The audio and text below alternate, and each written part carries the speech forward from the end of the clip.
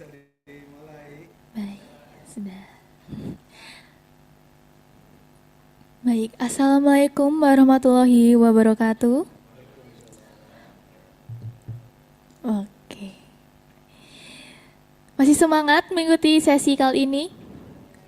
Sudah makan kan? Harusnya semangatnya nambah dong. Meskipun cuacanya mendung, harus tetap semangat dalam mengikuti sesi kali ini. Setuju? Setuju? Oke. Baik, sebelum kita memasuki sesi pemaparan materi yang sangat penting pada kali ini, izinkan saya untuk membacakan profil singkat dari pemateri kita yang luar biasa saat ini. Beliau adalah seorang pakar di bidang hukum, khususnya hukum administrasi negara. Dengan bangga saya perkenalkan Profesor Dr. Hufron SHMH. Saya ucapkan selamat datang kepada Profesor. Baik. Beliau adalah sosok yang sangat berkompeten, saat ini menjabat sebagai Ketua Dewan Kehormatan Daerah DKD Pradi Jawa Timur periode 2021-2026. Selain itu, beliau juga aktif sebagai guru besar dan telah banyak memberikan kontribusi pemikiran di bidang hukum, khususnya berkaitan dengan peradilan tata usaha negara. Saya akan bacakan riwayat pendidikan beliau. Beliau S1 Ilmu Hukum Universitas Brawijaya Malang pada tahun 1991, S2 Ilmu Hukum Universitas 17 Agustus 1945 Surabaya pada tahun 2002, S3 Ilmu Hukum Universitas Brawijaya Malang pada tahun 2012. Pekerjaan saat ini beliau dosen tetap pada program Dr. Hukum Untak Surabaya, Managing Director pada firma hukum Hufron Andrew Bey. Baik, itulah kurikulum vitae pemateri kita saat ini. Materi saat ini adalah hukum acara PTUN. Untuk itu kepada Profesor Hufron saya persilahkan. Oke, terima kasih. Selamat siang, Assalamualaikum warahmatullahi wabarakatuh. Bismillah, Alhamdulillah, yang saya hormati teman-teman calon sejawat advokat ya Pak ya. Karena nanti kalau jadi advokat, sejawat advokat ya. Calon teman sejawat advokat dan teman-teman yang hadir di ruang Zoom meeting. Pada kesempatan siang ini jamnya ini jam rawan aslinya. Jadi iya rawan ngantuk ya. Sudah makan tambah ngantuk, nggak makan juga lapar gitu kan. Materinya tentu menurut saya juga kalau dilihat di kalau di pendidikan itu RPS ya, rencana pembelajaran ini agak panjang materi yang diminta untuk disampaikan. Oleh karena itu tentu akan kami sampaikan poin-poin pentingnya ya. Halo? Iya, saya sampaikan poin-poin pentingnya saja dengan waktu ya nanti kira-kira di jam 2 dan 2.45 ya sebelum ya paling enggak ada waktu mungkin 15 menit 20 menit kalau mau tanya jawab ya. Oke. Jadi nama mata kuliahnya ini hukum acara peradilan tata usaha negara.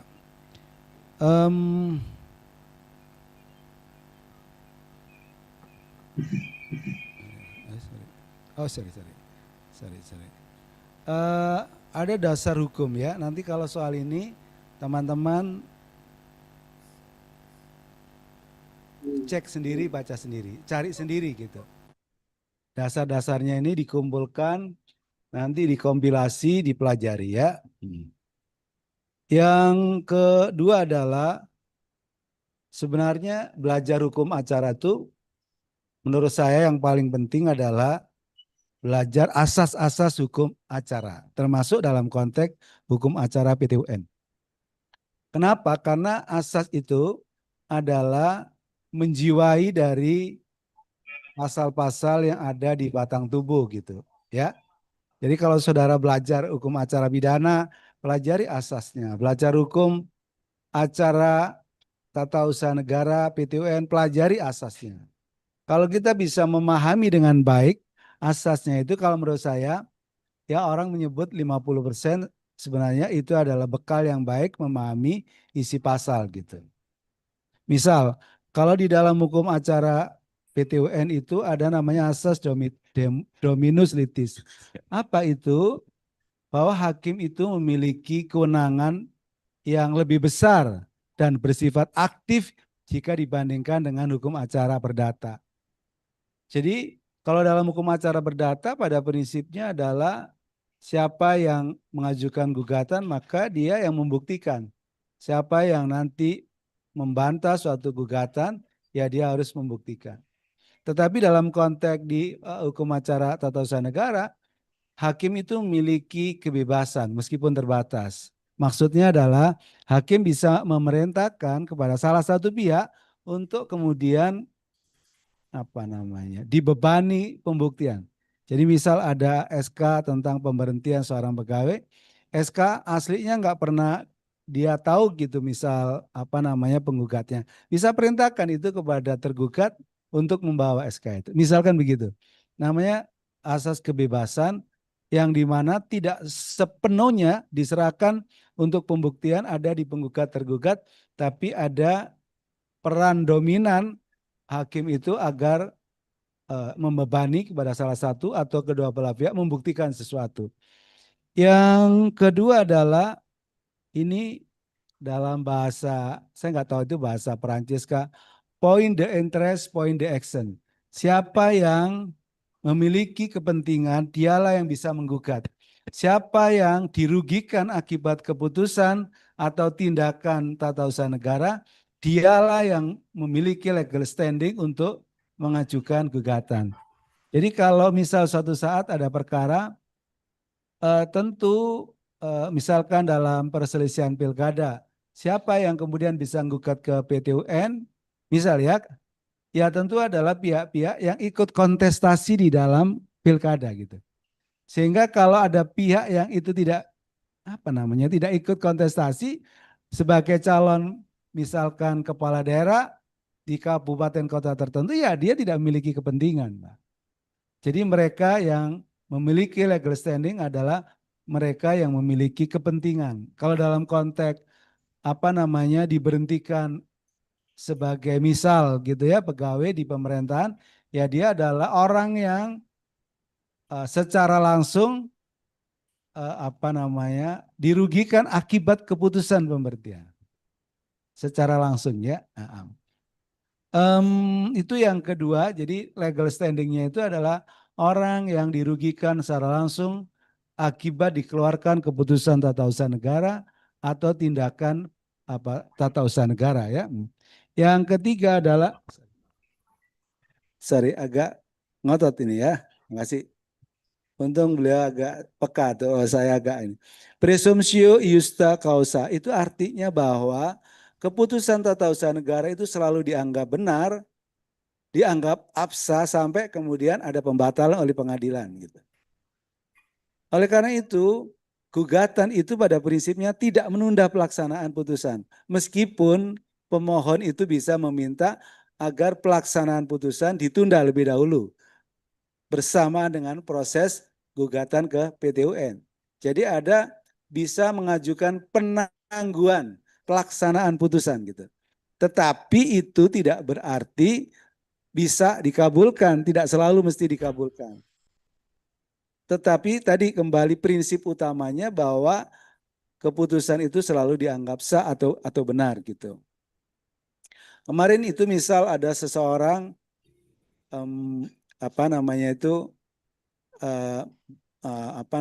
dia sebenarnya di rumah sakit itu status hukumnya di rumah sakit pemerintah dia pegawai BLUT itu Badan Layanan Umum Daerah gitu.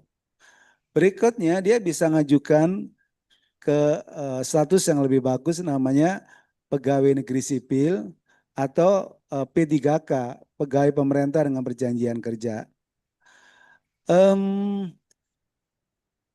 Waktu masuk di posisi status di BLUT tadi, Badan Layanan Umum Daerah tadi itu menggunakan D3 Teknik Informasi atau Informatika. Tapi pada waktu mau naik ke P3K itu dia menggunakan ijazah S1 gitu. Udah setelah dicek persyaratannya, dia bisa direkomendasikan untuk statusnya menjadi P3K, diusulkan oleh rumah sakit. Kan sama dengan pegawai negeri ya sebenarnya. Kemudian ada kewajiban untuk memverifikasi soal dia sekolah S1 di mana gitu. Dilakukanlah oleh rumah sakit di bagian kepegawaian itu di mana sekolah S1-nya, di mana ijazah S1-nya diperoleh. Diceklah di satu kampus di mana fakultas teknik informasi yang mengeluarkan ijazahnya dia.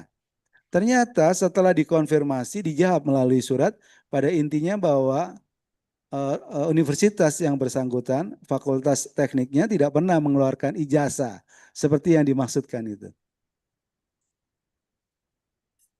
Sehingga kemudian rumah sakit yang tadi memiliki kewajiban untuk apa tadi itu memverifikasi, memanggil yang bersangkutan ditanya, loh ini gimana kok ijazahnya ternyata nggak dikeluarkan oleh kampus gitu. Terus dia cerita panjang lebar, oh begini. Ya kebetulan saya jadi konsultan hukum di rumah sakit itu. Terus saya tanya gimana ceritanya ini kok ada ijazah, nggak pernah kuliah tiba-tiba katanya akselerasi gitu, percepatan. Tapi ada kuliah, nggak ada kuliahnya.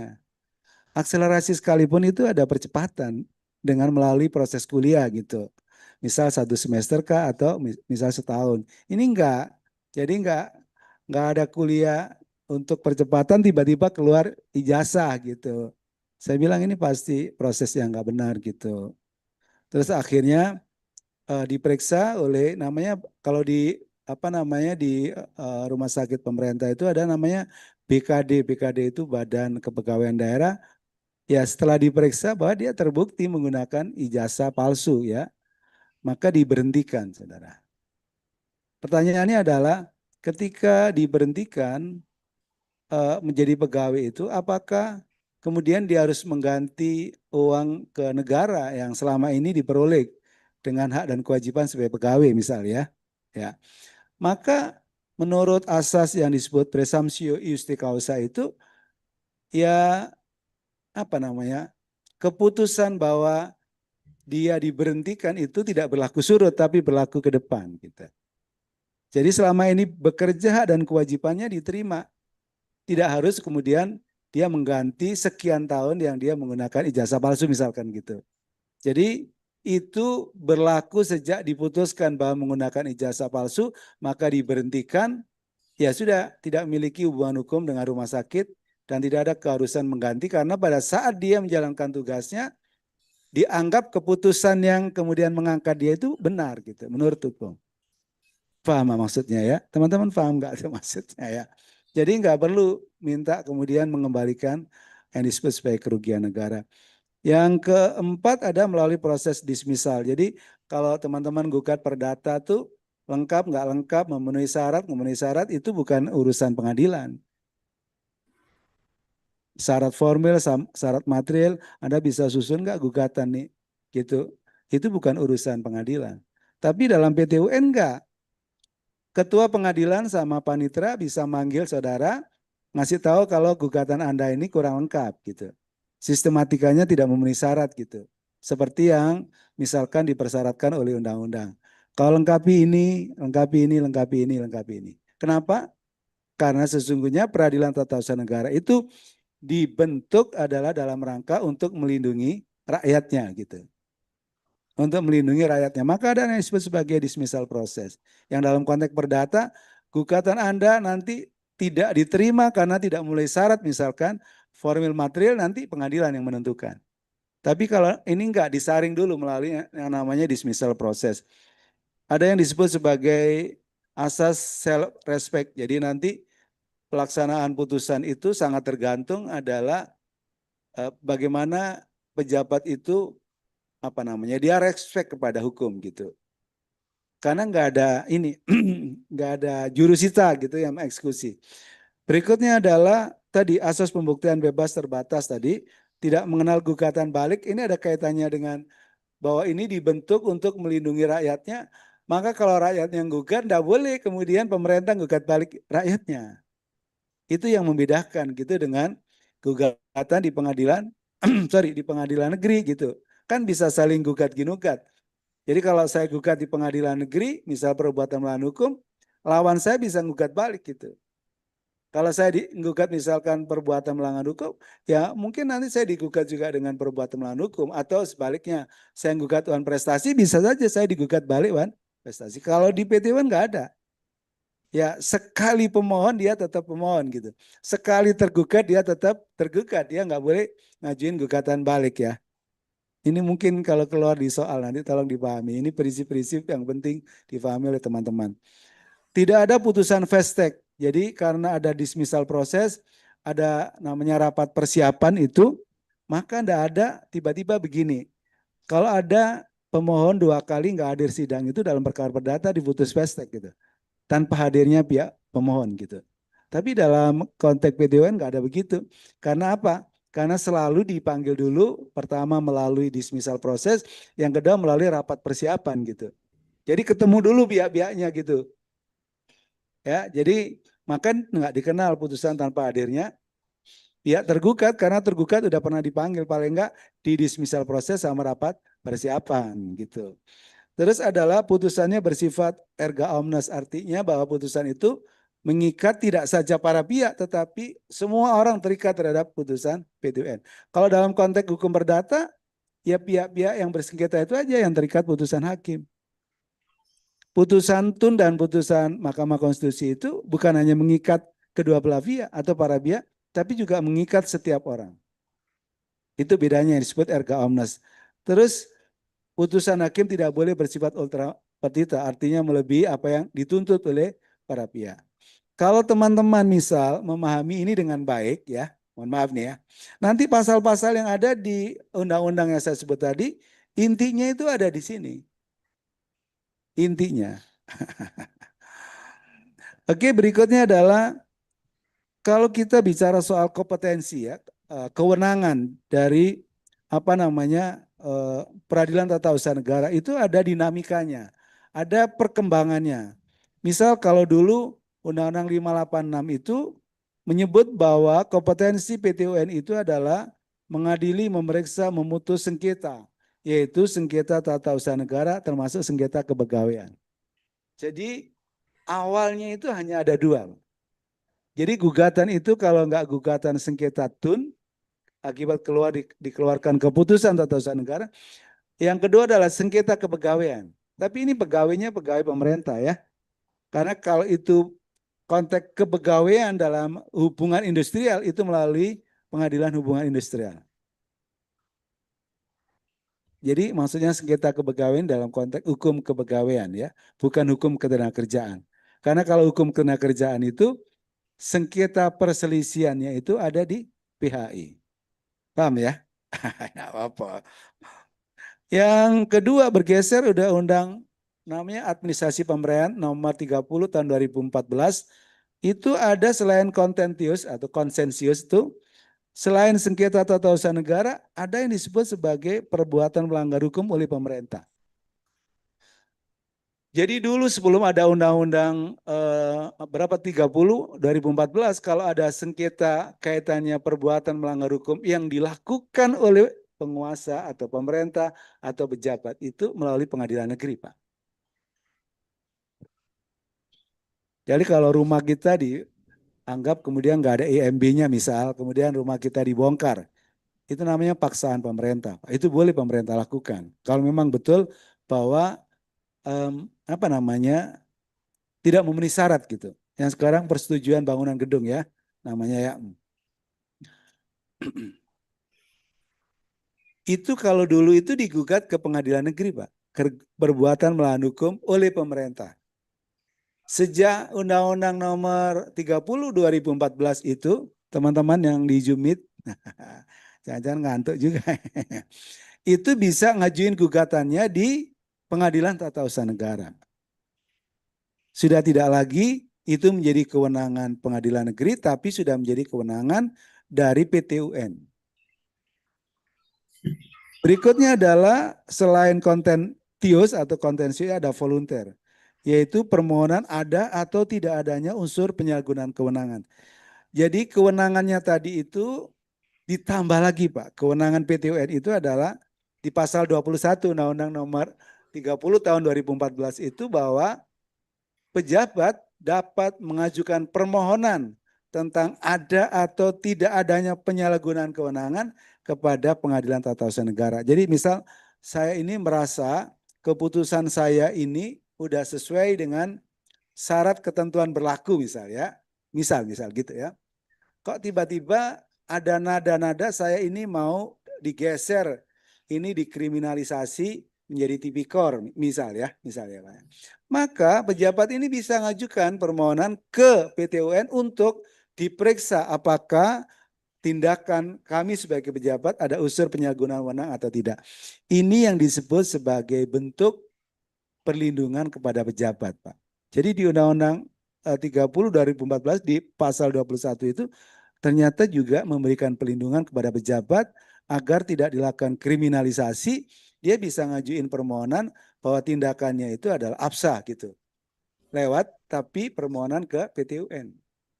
Berikutnya adalah, ini nanti penting kalau keluar di ujian ternyata kompetensinya sekarang jadi banyak tuh ya. Yaitu permohonan keputusan dan atau fiktif positif. Kalau di Undang-Undang Peratun 586 perubahannya itu dulu dikenal namanya fiktif negatif. Fiktif negatif itu adalah pejabat yang tidak mengeluarkan keputusan yang diminta oleh masyarakat yang tidak mengeluarkan keputusan ya. Itu dianggap menolak membuat keputusan. Menolak membuat keputusan itu adalah keputusan yang bisa digugat. Saya ulangin ya. Fiktif negatif itu adalah tidak membuat keputusan sama dengan menolak membuat keputusan. Menolak membuat keputusan itu bisa digugat ke PT UN. Aduh, ini tadi yang aku bilang ini jamnya ini jam rawan ini. Kalau ngasih kuliah jam segini ini harus sambil minum kopi gitu. Sama apa nggak masalah, yang penting dapat ilmunya ya. Nggak apa-apa ambil kopi boleh. Saya nggak ada masalah misalkan di situ kopi. Sekarang tuh di Undang-Undang Administrasi Pemerintahan bergeser saudara. Namanya fiktif positif. Fiktif positif itu adalah kalau kita ngajukan permohonan dalam waktu 14 hari ternyata oleh pejabatnya itu tidak dijawab, itu dianggap diterima saudara. Namanya fiktif positif. Tapi ternyata oleh Undang-Undang Cipta Kerja, Ciptaker ya, yang sekarang udah bergeser namanya Undang-Undang 6 tahun 2023 ya, undang-undang itu. Dulu pertama kan Undang-Undang 20 2021. Kemudian Perpu 1 2022, kemudian geser tuh menjadi Undang-Undang 6 2023. Jadi sekarang nggak ada tuh namanya Undang-Undang Cipta Kerja. Ya Undang-Undang nomor 6 tahun 2023 itu Perpu 1 2022 itu jadi undang-undang gitu. Saudara. Itu ternyata kewenangan yang tadi fiktif positif itu dihapus saudara. Jadi pemerintah itu kalau saya agak geji ya. Geji itu apa ya? Nggak jelas tuh. Karepi koyo apa nggak jelas tuh. Ya nggak apa-apa. Saya kan profesor ya. Punya argumentasi kenapa ketidakjelasan ini. Dalam berbagai studi sebenarnya bisa dalam kasus tertentu itu diberlakukan fiktif positif, saudara. Kasus yang perizinan yang sederhana-sederhana itu kalau nggak dikabulkan dianggap diterima. Tapi perizinan-perizinan soal misal kaitannya dengan apa namanya, misal ya kita bikin pabrik tapi ada kaitannya nuklir gitu.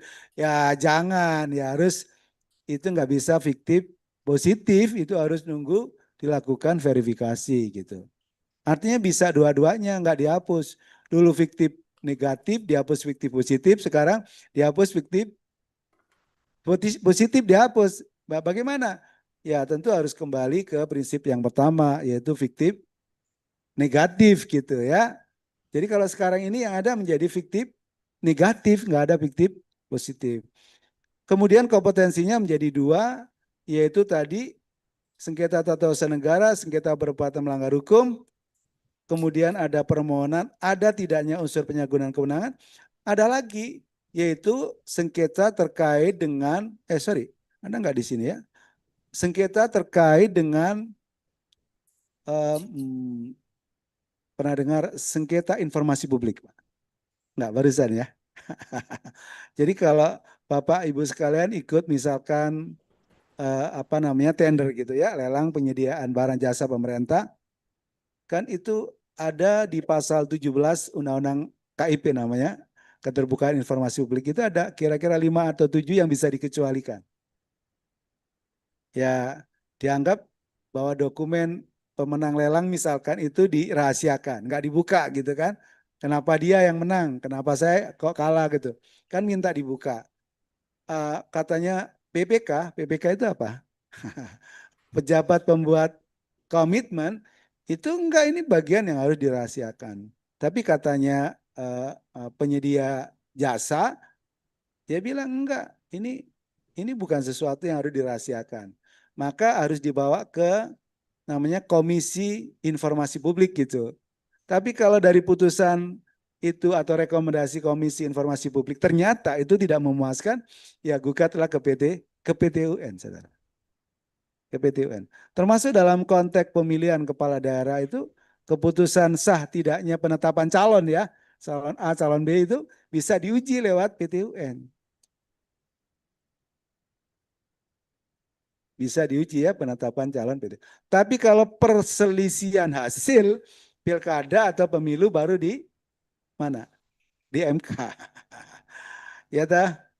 Ya misal kemarin kan ada pemilu apa pilpres gitu kan. Nah, itu diuji di mana? Di MK. Prabowo sama Gibran kan waktu itu juga pemohonnya siapa namanya? Yang gandengannya Mahfud, Prof Mahfud tuh Ganjar Mahfud ya, ngajuin permohonan. Termasuk apa namanya? Terkait dengan perselisihan hasil pileg. Pileg, pemilihan legislatif gitu ya. Kan ada anggota DPR yang mestinya menang jadi kalah gitu kan. Misal ya, partai tertentu mestinya menang dia kalah gitu. Dia bisa ngajuin perselisihan hasil. Di tahun kemarin di 2024 ya, itu kebetulan saya menjadi kuasa hukumnya KPU gitu. Ada sih kira-kira KPU itu miliki kuasa hukum itu ada 15 tuh, 15 kantor advokat di Indonesia. Di tender gitu, salah satu atau salah dua. Itu kantor kami yang menjadi kuasa. Pilkada kami juga di MK ya, di MK. Itu soal kompetensi ketika bicara soal PT UN ya. Ini contoh yang kemarin ini ngambil tuh dari teman saya yang hakim di PT UN Serang, kemarin ada penataran di Bandung. Dia punya data tuh. Biasanya sengketa yang masuk ke PT UN itu kaitannya dengan penerbitan sertifikat. Kan keputusan menerbitkan sertifikat yang kemudian dipandang bahwa itu sertifikatnya adalah misalkan ya nggak sesuai gitu, maka bisa digugat tuh PT UN gitu. Karena apa? Karena kan keputusan tuh sertifikat itu kan keputusan Pak. Itu menjadi keputusan tata usaha negara. Tindakan administrasi pemerintahan. Tindakan pemerintah dalam ranah hukum administrasi tadi yang saya cerita kemarin itu di Lumajang di kampung kami itu bupatinya masih baru. Jadi udah bikin komitmen sama para ulama, para kiai agar rumah rumah ibadah bukan rumah hiburan malam itu ditutup.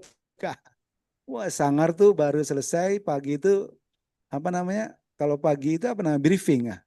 Pagi apa? Rapat apa namanya itu? Kalau di lapangan itu apa namanya? Apel pagi. Nggak ada Pak Bibu datang dia kemudian nutup apa namanya rumah hiburan malam tadi. Pakai di kayak polis lain gitu udah ditutup. Saya bilang, aduh itu kalah tuh Pak Bupati saya bilang.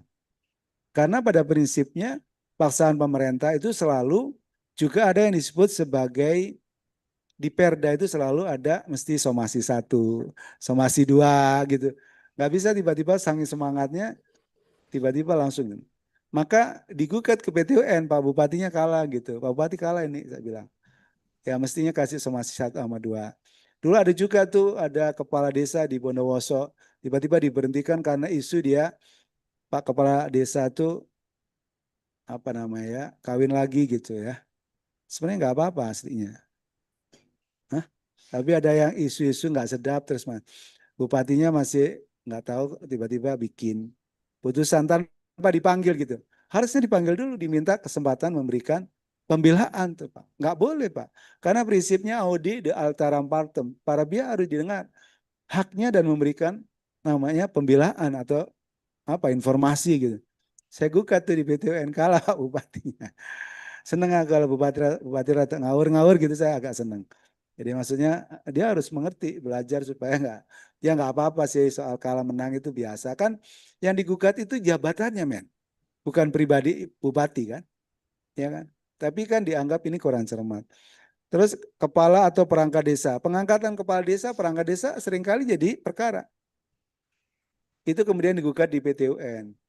Saya seringkali menjadi ahli kaitannya dengan apa namanya sengketa pengangkatan kepala desa. Tapi ya memang Indonesia ini ya apa ya nggak hitam putih gitu loh. Pengangkatan itu selalu dengan ya pemilu itu gandengannya money politics gitu. Nggak ada mas pemilu nggak ada money politik gitu. Saya udah berkali-kali jadi kuasa hukumnya KPU pusat tuh.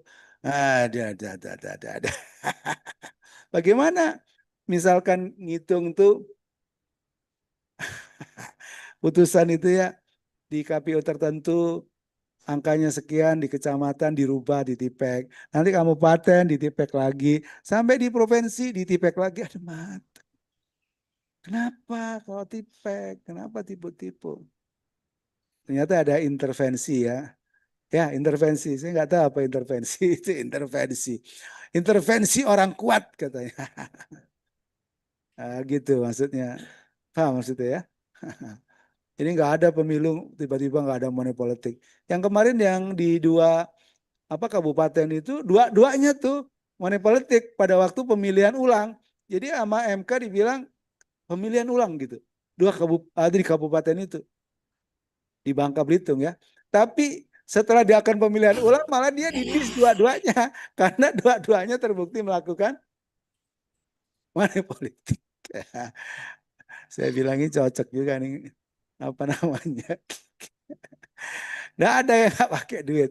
Di Amerika itu katanya juga ada hanya tiga, Pak. Persoalan pemilu itu ya ada tiga. Ya, satu uang, kedua uang, ketiga saya lupa tapi ada kaitannya dengan uang katanya. Ya repot juga nih. Terus berikutnya ada kepegawaian tadi sengketa kepegawaian. Tapi ini jangan lupa ya pemerintah ya, pegawai pemerintah. Terus perizinan tadi kita mengajukan perizinan lengkap, kemudian nggak keluar ya bisa dipersoalkan lewat PT UN. Badan hukum atau partai politik. Ya tadi penetapan parpol ya. Kan ada verifikasi administratif Pak. Ada verifikasi faktual. Pak ditetapkan partai politik A ini adalah diverifikasi memenuhi syarat sebagai partai politik Pak. Kan nggak bisa Pak. Tiba-tiba ada partai politik yang kemudian tidak memenuhi kualifikasi syarat administratif dan syarat-syarat kaitannya dengan jumlah keanggotaan lah gitu misalkan jumlah pengurus lah apa begitu. Itu kalau dipandang bahwa keputusannya ada katanya partai dulu, tapi ada Yumit ya. Ada partainya dulu sebenarnya nggak lolos tuh, tapi tiba-tiba gimana caranya dia lolos gitu. Tapi nggak aku sebut partainya ya Pak. Iki kudu lulus iki, kudu lolos. Lulus atau lolos beda kali ya. Harus lolos ya, bukan lulus ya. Terus kaitannya keterbukaan informasi publik, ada tender, pergantian antar waktu. Yang kemarin tuh, yang katanya setelah di demo tiba-tiba apa namanya tuh anggota DPR dinonaktifkan tuh. Nggak ada men istilah nonaktif. Itu nggak ada di dalam konstitusi, nggak ada di undang-undang. Yang ada pergantian antar waktu. Tapi kemarin udah dilakukan sidang di Dewan apa mas? Kehormatan gitu. Ternyata dari berapa? 4 yang kemudian terbukti melanggar etik hanya siapa? Saroni. Saroni sama siapa? Si Kuya-Kuya kayaknya enggak katanya ya. Sama Eko, sama Eko enggak. Eko ya sama ini, Saroni ya. Iya, ya. Tapi DPR ini kadang tuh, mohon maaf nih, ya kalau orang seperti saya terus dibilang, ini ada nonaktif, enggak ada itu istilahnya. Ya berganti antara waktu. Nanti kalau misal ini sedang sedang diproses, ya udah nanti kalau terbukti ya diberhentikan. Diberhentikan itu ada dua, sebagai anggota DPR atau dia punya jabatan tertentu gitu di DPR. Terus ada lingkungan hidup, lingkungan hidup, ketenagakerjaan misalkan. Oh iya, jadi sekarang ini kalau kita nggugat UMK itu didahului juga dengan apa yang disebut dengan penyelesaian secara administratif. Jadi kita mengajukan keberatan kepada gubernur, apa jawabnya gubernur gitu. Tapi kalau gubernur tidak memberikan jawaban, misal kita bisa gugat tuh penetapan UMK itu ke PT UN, saudara. Kalau kita nggak ngajuin upaya administratif, tiba-tiba gugat di PT UN dibilang ini ada upaya yang kamu belum tempuh gitu. Kamu tempuh dulu upaya administratif itu. Proses pemilu, penetapan parpol tadi, pengadaan tanah, kaitannya dengan keputusan pengadaan barang jasa, pengadaan tanah kepentingan umum. Itu ditetapkan dulu Pak lokasinya itu. Kalau teman-teman merasa kok nggak cocok nih penetapan misal, atau ganti ruginya nggak cocok, itu gugatnya lewat PT UN, bukan lewat pengadilan negeri gitu. Terus penyalahgunaan wewenang dalam keputusan tindakan tadi yang disebut sebagai tindakan pemerintahan atau perbuatan melanggar hukum. Oke, tadi model penyelesaiannya di PT UN ada dua, administratif tadi. Itu kalau administratif itu ada dua, yang disebut sebagai keberatan, yang kedua sebagai banding administratif. Kalau keberatan itu misalkan kalau kita ini ada keputusan dikeluarkan oleh misalkan wali kota, ya sudah kita ngajuin keberatan langsung ke wali kota gitu, langsung kepada yang membuat putusan. Tapi kalau misal kemudian kita banding administratif itu adalah kepada badan atau pejabat atasannya yang membuat keputusan. Kalau misal begini, ada BPN, kantor BPN itu kan ada di kabupaten kota, tapi ada di provinsi ya Pak ya. Kalau dipandang keputusannya tadi itu udah diajuin keberatan ke kepala kantor pertanahan ya, kabupaten kota, ternyata kok nggak ada jawaban yang memuaskan, dia bisa banding administratif kepada kepala kantor provinsi gitu. Jadi pada sebuah instansi yang vertikal itu bisa kemudian kita banding administratif. Kalau itu sudah ditempuh nggak memuaskan, baru bisa digugat ke PT UN ya. Baru setelah itu diajukan gugatan ke PT UN ya. Apa isi gugatannya? Ini pasal 53 ya. Diajukan seseorang maupun badan hukum perdata pemohonnya ya. Syaratnya ada merasa kepentingan dirugikan tadi ya. Bentuk gugatnya tertulis ke pengadilan yang berwenang. Petitumnya adalah keputusan dinyatakan batal atau tidak sah dengan atau tanpa ganti rugi atau rehabilitasi. Saya mau jelasin soal keputusan itu dinyatakan batal atau tidak sah. Saya beberapa kali itu teman-teman advokat bikin gitu, mungkin saking semangatnya keputusan PT UN dinyatakan batal demi hukum gitu. Nggak ada men, kalau di PT UN itu nggak ada batal demi hukum. Ya batal atau tidak sah gitu. Tidak sah ya. Apa penjelasannya ada di sini? Sorry. Terus? Ini di Undang-Undang 30 2014 pasal 52 syarat sahnya keputusan ditetapkan oleh pejabat yang berwenang, dibuat sesuai prosedur sesuai dengan objek keputusan. Ini keputusan dianggap sah ya. Ada 3 syaratnya. Ditetapkan badan pejabat yang berwenang, dibuat sesuai prosedur. Yang ketiga, substansinya sesuai objek keputusan. Nah, dijelaskan di sini bahwa keputusan tidak sah. Kapan? Kalau tidak memenuhi syarat kewenangan pasal 52 ayat 1 huruf A. Kalau dia keputusan itu dibikin oleh badan pejabat yang tidak memiliki kewenangan, maka keputusan itu dinyatakan tidak sah. Kalau nggak memiliki kewenangan ya Pak, bukan badan yang seharusnya membuat keputusan, dia bikin keputusan, maka kita minta putusan itu tidak sah. Yang kedua, Jika tidak memenuhi syarat prosedur dan syarat substansi, maka putusan itu namanya batal ya. Tidak ada batal demi hukum, Pak. Sangat semangatnya. Ya.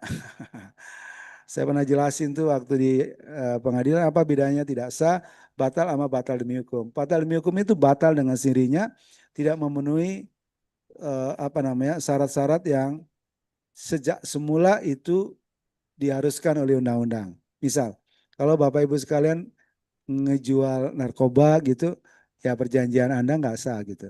Karena dianggap tidak pernah ada misal. Perkawinan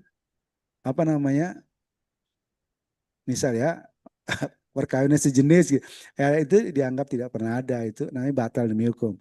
Perkawinan dengan keluarga saudara itu, ya itu batal demi hukum dengan sendirinya. Paham Mas ya? Wah, kawin siri lain lagi nih. Ya, perspektifnya kalau kawin siri itu kan begini, kawin itu sah apabila dilakukan menurut hukum masing-masing agama. Masing-masing agama tergantung agamanya apa dia. Baru yang kedua dicatatkan.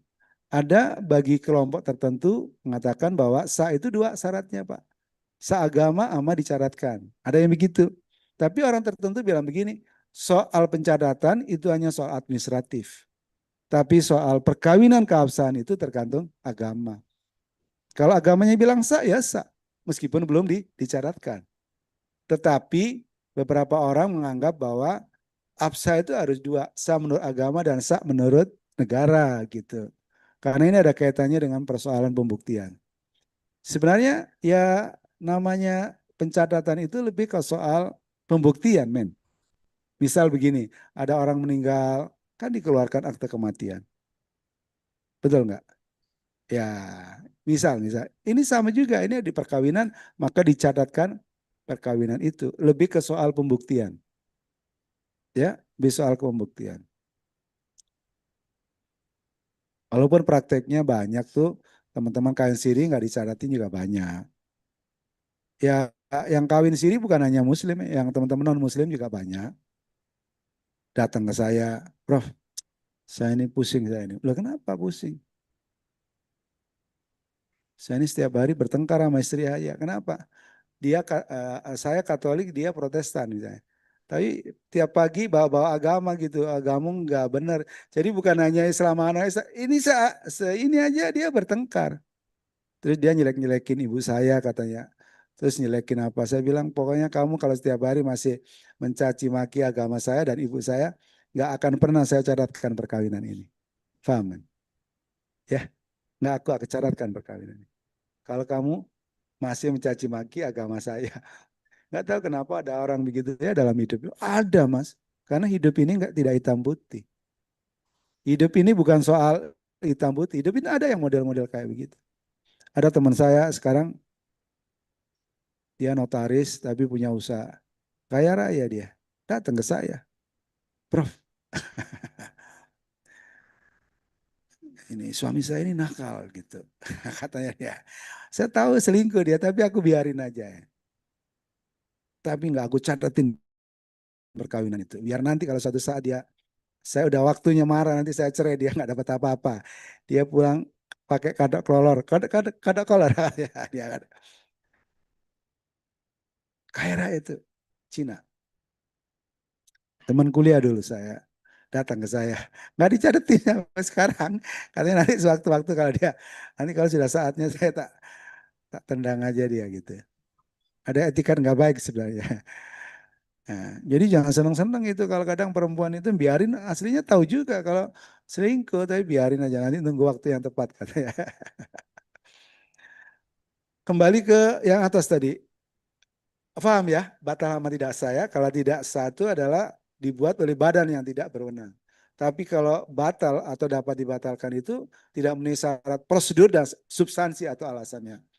Kembali ke soal tadi, apa alasan gugatan di pasal 53 ayat 2? Bertentangan dengan peraturan perundangan. Yang kedua adalah penyalahgunaan wewenang dan tindakan sewenang-wenang. Tahu bedanya enggak? Penyalahgunaan wewenang sama tindakan sewenang-wenang. Enggak tahu. Dulu pernah kuliah nggak hukum administrasi? Kalau penyalahgunaan wewenang itu memiliki kewenangan tapi tidak dipergunakan sesuai maksud tujuan diberikan kewenangan. Tapi kalau tindakan sewenang-wenang itu adalah dia memiliki kewenangan tapi nggak sesuai dengan tahapan seharusnya dia lakukan sesuai dengan perintah undang-undang. Tadi kalau saya kasih contoh yang di Lumajang sama di Bondowoso tadi, itu adalah tindakan sewenang-wenang gitu. Nggak melalui aspek prosedur gitu kan. Harusnya kan ada pemberitahuan lebih dahulu, disomasi, mereka dipanggil, didengar suaranya, enggak. Namanya tindakan sewenang-wenang. Nah, kalau penyalahgunakan wewenang itu enggak begitu. Teman-teman dengerin enggak itu kalau ada OTT KPK di Pak Bupati sama Sekda Ponorogo, sama adiknya juga ya, sama direktur rumah sakit tuh. Jadi kalau dulu kan orang seringkali main lewat APBD gitu kan ya. APBD-nya itu yang dimainkan. Sekarang enggak, takut ketahuan. Dia caranya dengan melakukan rotasi dan mutasi. Nah, kalau seseorang mau dipindah ke tempat yang lebih basah, seperti PDAM, itu kan basah ya Pak ya. Pertanahan, kalau tanahnya tanah sawah basah ya Pak ya. Nah, itu tentu ada angkanya gitu, ada nominalnya gitu. Nah, ketika pengangkatan tadi itu, ya Pak ya, nggak sesuai dengan meritokrasi, nggak sesuai dengan syarat-syarat yang seharusnya, misal, loh kok saya ini tiba-tiba harusnya diangkat, kok saya ini dijatuhkan gitu, maksudnya kok diturunkan gitu, saya bisa mempersoalkan itu lewat PT UN dengan mengatakan bahwa ini nggak sesuai meritokrasi, ini ada penyalahgunaan wewenang gitu, nggak sesuai maksud peruntukan. Yang kedua, dulu ada juga teman sudah meninggal tapi ya, pengadaan barang dan jasa wali kota Batu. Pengadaan barang jasa tuh seragam SMA lagi. Kemudian furniture untuk apa namanya kantor bupati. Saya sedihnya itu adalah kepala dinas itu disuruh ngumpulin duitnya, diminta untuk dipakai beli Alphard gitu. Sayang ya, benarnya ya. Sayang menurut saya itu. Aduh, ya masa sih seragam SMA, SMP itu harus diambil dari situ? Gimana tuh gitu loh. Ya kan kainnya berapa sih gitu loh. Terus kemudian jahitnya berapa gitu. Gitu kok masih di, maksudnya itu masih di, apa namanya, ada cashback namanya ya. Nah itu namanya penyalahgunaan wewenang Pak. Dan banyak tuh dulu teman-teman saya datang sama saya. Ada yang kiai, Pak Yai nggak cocok, Pak Yai jangan ini. Minta kepada salah satu dinas belikan rumah untuk anaknya di di Malang. Aduh mati kan dia. Gitu. Jadi ada penyalahgunaan wewenang. Dia memiliki wewenang tapi nggak sesuai maksud peruntukannya. Harusnya untuk ini, tapi ternyata untuk yang lain. Kalau sekarang harusnya untuk MBG tetapi untuk yang lain misalkan gitu. Nah, itu namanya penyalahgunaan wewenang. Yang ketiga sebenarnya adalah gugatan itu alasannya adalah yaitu melanggar asas-asas umum pemerintahan yang baik.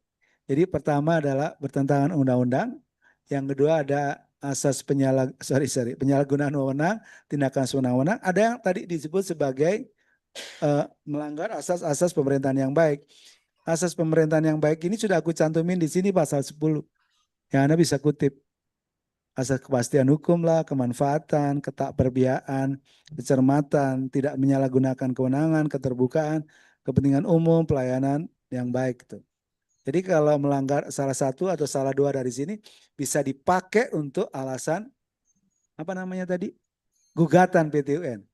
Dua-duanya bisa bertentangan undang-undang, bertentangan dengan asas-asas umum pemerintahan yang baik. Dua-duanya bisa dipakai. Ya, tergantung kasusnya kayak apa. Berikutnya adalah uh, jenis tadi pemeriksaan dismissal proses tadi. Pertama kali ngajuin gugatan, ketua PT UN sama paniteranya manggil kita, kedua belah pihak, ini gugatannya kurang ini, tolong ya besok termohon kau kasihkan tuh kopinya, salinannya untuk dia, supaya objeknya ini betul gitu. Nah, kalau kita nggak, masa sih kita yang dikenain putusan, tapi nggak dikasih salinan, itu kan namanya nggak fair ya. Mana harus dikasih salinan, itu hak kita kan. Ada pemeriksaan persiapan. Setelah dismissal proses, masih dicek lagi saudara. Memenuhi syarat enggak? Kalau udah memenuhi, baru dilanjutkan ke pemeriksaan. Ada pemeriksaan biasa, ada pemeriksaan cepat. Nanti pelajari ya, dismissal proses apa. Aku udah siapin pasalnya. Terus soal pemeriksaan persiapan, aku sudah kasih pasalnya. Pemeriksaan biasa. Yang umum adalah pemeriksaan biasa. Yang suatu saat nih umum, saudara jadi pengacara, itu pertama membaca gugatan. Setelah itu ada jawaban dan eksepsi. Kayak perdata sih, lebih ke perdata memang. Terus ada replik, tahu replik? Kalau ada gugatan, jawaban, setelah itu ada jawaban kembali oleh penggugat namanya replik. Tapi setelah itu tergugat bikin jawaban atau tanggapan namanya duplik gitu. Yang dalam konteks hukum acara disebut jawab jinawab. Pernah dengar? Barusan ya dengar ya jawab jinawab. Jadi itu masih proses eksepsi, jawaban, replik, duplik itu adalah proses jawab jinawab. Baru ada pembuktian, pembuktian penggugat, tergugat, kemudian ada kesimpulan masing-masing penggugat baru kesimpulan. Saya yang penting itu adalah soal di pembuktian ya. Ya, pembuktian. Teman-teman, ya ini hanya saya beritahu gitu. Sebenarnya kalau pembuktian itu yang paling menentukan. Serah menang atau kalah itu di proses pembuktian. Jadi kalau apa sih yang bikin kita menang tuh ya karena kita bisa membuktikan dalil-dalil gugatan kita. Itu prinsipnya di situ. Ya kalau teman-teman bukan karena bayar uang, itu kan kalau itu nggak usah sekolah kalau itu. Cukup pegang kalkulator kalau itu nggak ada sekolahnya. Gampang tuh sekolah akuntansi bisa tuh. Enggak, kalau normatif kalau kita belajar hukum tuh mau perdata atau mau apa PTUN, itu yang penting kita bisa membuktikan dalil dalil gugatan kita. Maka menjadi penting mempelajari apa namanya alat bukti dan pembuktian ya. Saya hafal banget pasal 100 ayat 1. Kalau di dalam hukum acara perdata 1866 ya. Kalau di dalam apa KUHP itu pasal 184. Ya, saya udah 36 tahun jadi advokat, jadi hafal dengan sendirinya. Sebenarnya bukan saya hafalin gitu. Karena ini penting tuh kalau saya bilang ke tim. Bukti pertama itu kalau di gugatan taruh di atas itu adalah namanya bukti surat. Saudara. Berarti itu ada skala prioritas. Tapi kalau Anda baca di pasal 184, bukti pertama di dalam KUHP itu apa? Hah? Saksi. Jadi perkara perdata itu beda sama perkara pidana. Kalau pidana itu saksi yang nomor satu. Oh berarti itu yang menjadi skala prioritas. Ya ini ada akta otentik, akta di bawah tangan, surat lain yang bukan akta. Jadi kalau Anda gugat tuh ya yang pertama sebagai bukti yang apa menjadi prioritas itu adalah bukti surat di PTUN ya. Ama di perdata itu bukti surat taruh di depan kan? Surat gitu dia. Baru keterangan ahli saudara. Setelah surat ahli, baru setelah itu ada saksi, ada pengakuan para pihak. Pengakuan para pihak itu penggugat tergugat, tapi yang disampaikan di dalam persidangan. Jadi kalau mereka mengakui soal peristiwanya itu di persidangan, itu bisa dipakai sebagai bukti. Keterangan para pihak itu bisa apa ya? Bisa dikutip sebagai salah satu bukti. Baru pengetahuan hakim. Jadi hakim itu kan ada sekolahnya dan hakim itu dianggap sebagai tahu hukumnya. Asas iu curia novit, nggak pernah dengar. Hakim itu dianggap tahu hukumnya gitu. Maka ya pengetahuan hakim tadi itu menjadi alat bukti. Ya. Menjadi alat bukti. Berikutnya adalah jenis putusan ada gugatan gugur. Kalau 2 kali dipanggil dia nggak datang ya gugatannya gugur ya.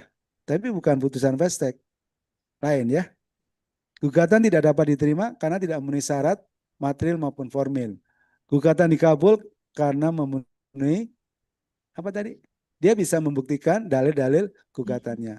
Gugatan ditolak, ya dia tidak bisa membuktikan dalil-dalil gugatannya. Maka itu ditolak. Ada gugur tidak diterima, kabul atau ditolak. Isi putusannya itu ini jam berapa dek?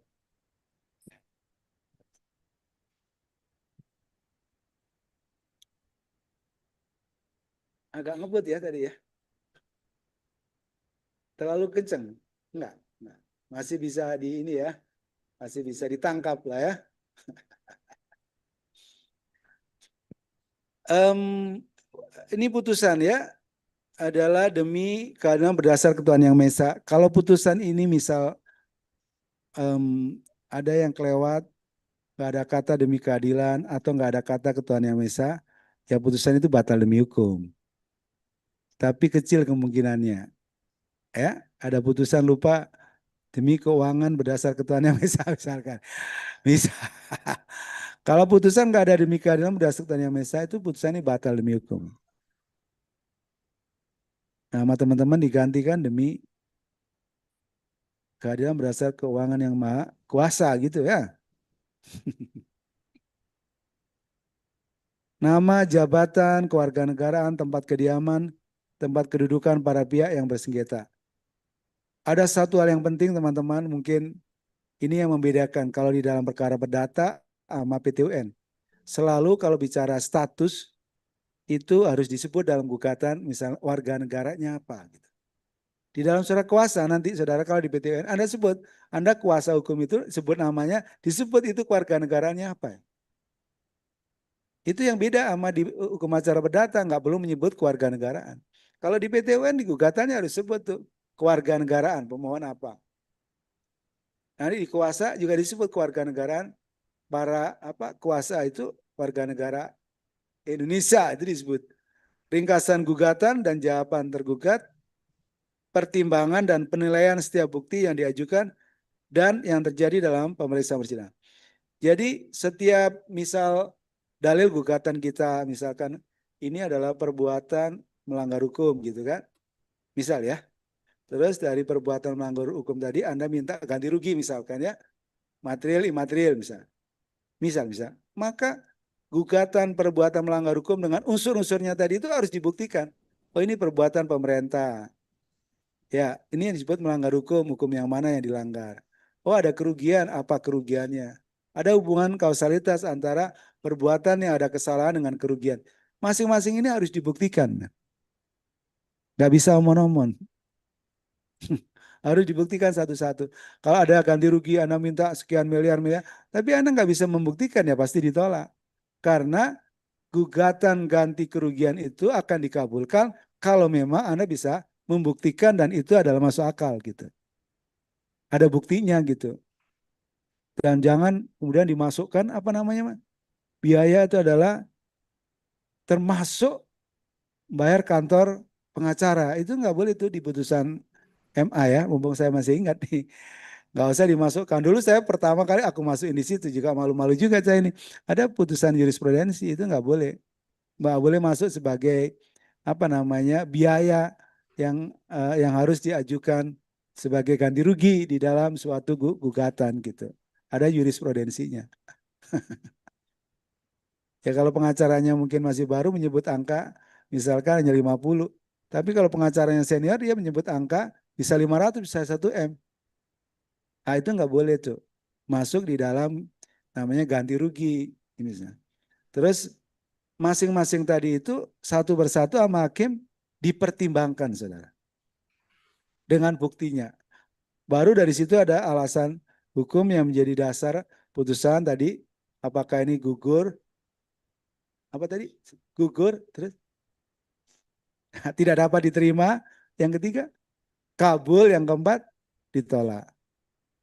Amar putusan tentang sengketa dan biaya, hari tanggal putusan hakim yang memutus nama panitera serta keterangan tentang hadir atau tidak hadirnya para pihak. Disebut di situ. Kalau misal dari putusan di pengadilan tingkat pertama dirasa oleh penggugat sama tergugat tuh kok tidak adil misalkan ya, dia bisa ngajuin banding ke PT-UN. Sorry, PT-TUN. Ke PT-TUN, ngajuin banding ya. Ada jangka waktunya 14 hari. Sejak diterimanya putusan atau diberitakan putusan. Jadi memori banding itu adalah berisi identitas perkara, riwayat singkat pemeriksaan tingkat pertama, keberatan substansial terhadap pertimbangan hakim.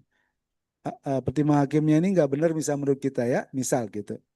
Terus argumentasi hukumnya apa? Asas pembuktian yang baik, undang-undang tun, hukum administrasi, doktrin. Itu argumentasi dibangun atas dasar, ada dasarnya gitu. Kenapa kita nggak setuju sama putusan di PT UN tingkat pertama? Keberatannya, kemudian kita ajuin argumentasi hukumnya apa, baru permohonan putusan atau petitum.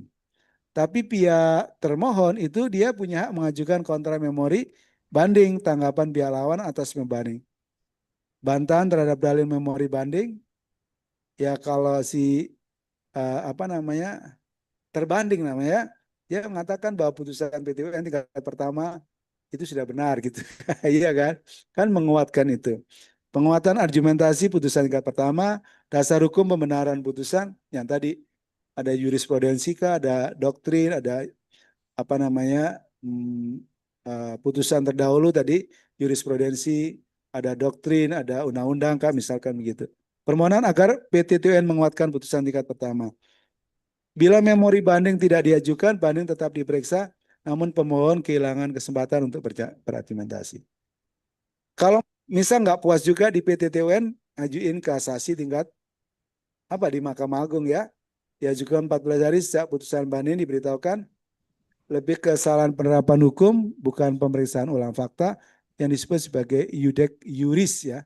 Ada yudek faksi itu di tingkat pertama. Kalau di PT sama di kasasi itu namanya yudek yuris. Tapi pemeriksaan hukum bukan pemeriksaan fakta.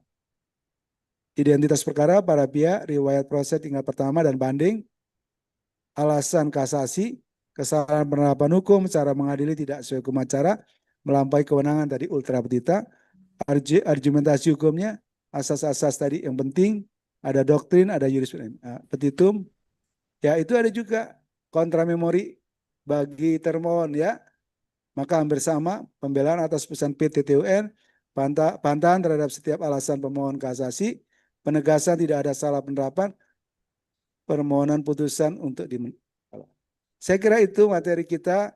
Kita masih ada, barangkali ada sesuatu yang ingin didiskusikan, silakan. Ada moderatornya. Siapa namanya dari mana? Baik, terima kasih. Nama saya Fajar Kurniawan, asal Jakarta, tapi tinggal sekarang di Lamongan. Mau bertanya, tadi kan Bapak bilang kalau di peradilan tata usaha negara, para pihak dipertemukan dulu gitu, ya kan? Makanya jadi nggak ada nggak ada putusan first take, kan para pihak dipertemukan dulu. Nah, para pihak dipertemukan dulu itu konteksnya seperti bermediasi atau gimana? Nah, gitu Pak. Itu aja.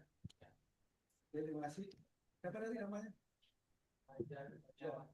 Jadi bukan mediasi, itu adalah untuk memastikan apakah gugatan itu memenuhi syarat yang ditentukan oleh undang-undang, termasuk apakah tergugat adalah benar pihak yang dimasukkan di dalam gugatannya. Jadi nggak ada proses mediasi di dalam PT UN. Kalau mediasi di luar pengadilan. Jadi kalau misal tergugat itu di luar pengadilan, saya bilang, oh ini nggak usah lanjutin. Misal begini, kalau dalam konteks pengadaan barang dan jasa, itu kan ada putusan namanya blacklist. Ya, Pak, pernah dengar ya, Pak ya? Nah, itu bisa diajukan gugatan di PT UN. Nah, ya para pihak bisa sudah kalau gitu apa namanya? Jangan dong tapi di blacklist gitu. Kan kalau di blacklist itu kan ya bisa 2 tahun dia bisa bekerja. Kalau dalam konteks pengadaan barang dan jasa kan mematikan nasib orang gitu kan. Ya kalau gitu ya udah kalau gitu blacklistnya batalin. Tetapi itu tidak di depan sidang pengadilan, itu di luar sidang pengadilan. Maka nanti penggugat nyabut gugatan perkara ini. Jadi nggak ada istilah ketemu dalam konteks mediasi dalam katanya dalam perdata. Acara perdata selalu pertama para pihak dicek, minggu depan ditunjuk hakim, mediator minggu depan mediasi. Nggak begitu, nggak ada proses mediasi, nanti dicabut atau tidak. Ketika mereka mungkin ada musyawarah, Hakim nggak pernah nyatanya, nggak usah dibatalin, nggak usah misalnya tulisnya enggak. Kira-kira gitu. Silakan. Mau bertanya, Prof. Saya Pratolo Saktiawan, Prof. Pratolo Saktiawan dari Polda. Saya selama ini sering memimpin sidang Komisi Kode Etik Profesi Polri dan ada beberapa yang saya PTDH, saya pecat. Kemudian sekarang saya sudah mau lulus di kepolisian, ganti saya belajar PTUN, Prof. Artinya mereka suatu saat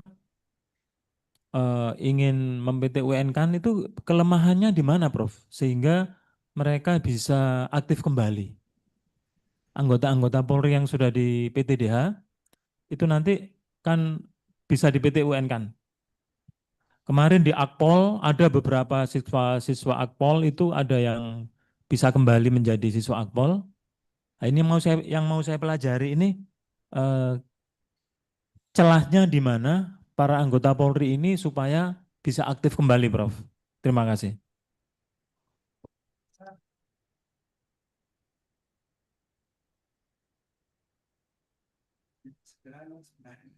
Sederhana begini, keputusan tata usaha negara itu sah apabila satu dibikin oleh badan atau pejabat yang berwenang, baik kewenangan atribusi atau kewenangan misalkan delegasi misalkan, dipastikan bahwa memang pejabat yang berwenang melakukan. Yang kedua, prosedurnya itu adalah sah seperti yang dimaksudkan oleh peraturan undang. Semua itu hukum itu selalu bikin namanya rule and procedure. Misal ada contoh yang menurut saya, walaupun mungkin ini juga masih debatable ya. Kemarin kan ada advokat tuh namanya Profesor Rasman ya. Itu kan berita acara sumpahnya dibekukan. Siapa yang membutuhkan adalah ketua pengadilan tinggi di mana Resman dulu bersumpah. Maka menurut hukum, siapa yang berhak untuk membekukan atau mungkin membatalkan adalah badan yang mengeluarkan, ya, itu yang disebut asas contrarius actus. Hanya persoalannya adalah kenapa kok dia ini dibekukan, kenapa nggak dibatalkan? Karena dalam konteks hukum administrasi itu, kalau dibekukan itu bersifat sementara, itu namanya forcing, ya, sementara. Tapi kalau itu tetap namanya pembatalan, sifatnya permanen. Pertanyaannya adalah kapan ini dibekukan dan kapan ini dibatalkan? Itu nggak ada ketentuan yang mengatur. Dan atas dasar alasan apa? Itu juga nggak ada ketentuan yang mengatur. Saya udah cek itu di peraturan protokol tentang persidangan, itu nggak ada. Nah, maka saya bilang sama teman-teman, coba kalau berani kau gugat itu di karena dia adalah catat prosedur dan catat substansi. Karena itu tidak ada aturan yang mengatur kapan itu dibatalkan, kapan itu dibekukan, bagaimana proses pembatalan, dan apa alasan pembatalan. Tidak ada. Maka kalau kamu ingin, itu kamu ngajuin gugatan ke PTUN. Meskipun adalah orang menyebut jeruk makan jeruk. Karena apa? Karena ini kan keputusan hakim di PTUN. Jadi keputusan hakim pengadilan tinggi, bukan PTUN. Nanti digugat ke PTUN. Menurut saya nggak ada masalah. Hakim juga akan memeriksa soal apakah bahwa putusan tentang tadi pembekuan tadi itu adalah sah atau tidak sah dari sisi kewenangan, dari sisi prosedur dan substansi atau alasan. Kembali ke soal komisi disiplin ya. Sidang Komisi Kode Etik. Ya, komisi kode etik. Karena kalau Bapak itu komisi itu kan dibentuk oleh internal ya, Internal. ada SK-nya kan Pak? Ada SK. Karena ini kan masuk pada kelompok pejabat negara. Yang kemudian Bapak menyidangkan atas pemeriksaan sidang etik. Kan ada etik, ada disiplin. Ada etik, ada disiplin. Kalau pada sidang etik misalkan, itu kan juga diperiksa soal dugaan pelanggaran kode etik. Dugaan pelanggaran kode etik. Kira-kira pasal berapa, ayat berapa yang dilanggar oleh si terduga ya, oleh terduga. Baru kita buktikan, ya kita buktikan. Dari situ kemudian kita bisa memastikan bahwa terbukti melanggar pasal sekian oleh etik bla bla bla. Setelah itu diperiksa, dipertimbangkan dari pengaduan. Nah, ada pengaduan itu namanya ada dalil-dalilnya tadi, baru diajukan posita kan. Posita begitu tuntutannya. Masing-masing tuntutannya itu kan dipertimbangkan, dibuktikan ya. Ini terbukti, nggak terbukti. Nah, baru kalau terbukti, baru kemudian mengatakan bahwa dia terbukti melanggar kode etik misalkan, baru kemudian dikasih sanksi. Sanksinya tentu sanksi etik. Nah, itu sebenarnya kalau menurut saya, kalau dia keberatan terhadap putusan sidang etik, harusnya dia banding ya. Banding, ada komisi banding Pak. Ada komisi banding, harusnya banding gitu. Banding dan kemudian dari putusan banding itu apakah menguatkan atau kemudian membuat putusan sendiri gitu ya. Ya, setelah banding keluar putusan PTDH pemberhentian tidak hormat. Nah, ya karena begini, karena kalau Bapak nih sebenarnya kan berbeda tadi, ada kaitannya dengan soal ada pemberhentian tadi kaitannya dengan sekitar pegawaian. Karena ada pemberhentian dilakukan tadi. Jadi kalau menurut saya pernah juga kami ini kan buat putusan di Dewan Kehormatan, saya ketua Dewan Kehormatan, saya juga ketua majelis gitu, ada perkara-perkara yang saya putus advokat nih saya berhentikan gitu. Terus dia mestinya kan banding gitu kan ke Dewan Kehormatan itu. Tapi diajuin ke pengadilan tuh. Digugat di pengadilan. Dan anehnya tuh pengadilan itu mengabulkan gugatannya.